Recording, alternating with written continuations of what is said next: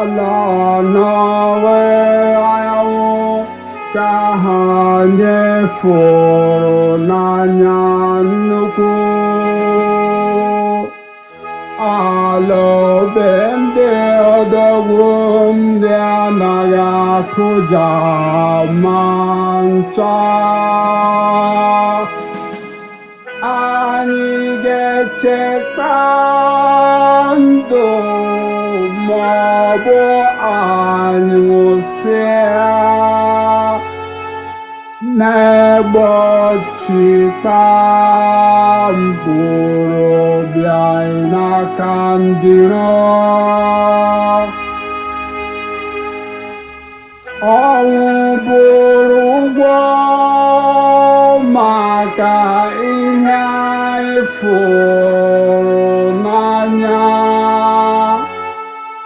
ka anyị hụzikwa na-ejighị mkpịsị ụjọ. Kpuchapụrụ Biafra ala ekere debe nsọ.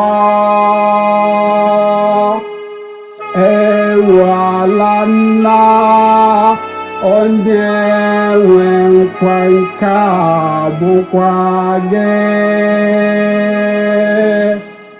Anyị chekwa gị ga-abụ aghaghị eme.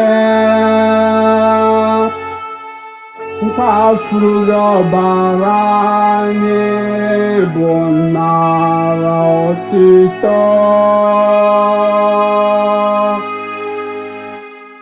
Mfegharị nke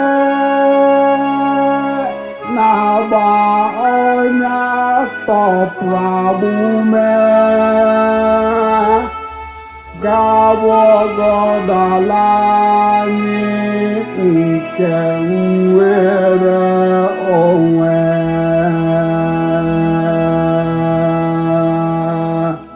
Ndị be anyị, ka anyị were n'ohere a cheta ndị niile e gburu maka anyị, were sị ka Chukwu abịa ma nụrụ obi ha na ndokwa. Ka njụkwa ọkwa sị na-ejiri Igbo agwa onye ọcha okwu, kedizie ka esi wee sọpụrụ onye ọcha na-agwa onye Igbo okwu? Onye mụtara nwa na-asụrụ ya asụsụ onye ọzọ, hapụ asụsụ nne na nna ya, dịka onye British gburu nna ya, ọmụta nwa baa ya Britiko, no be juju be that.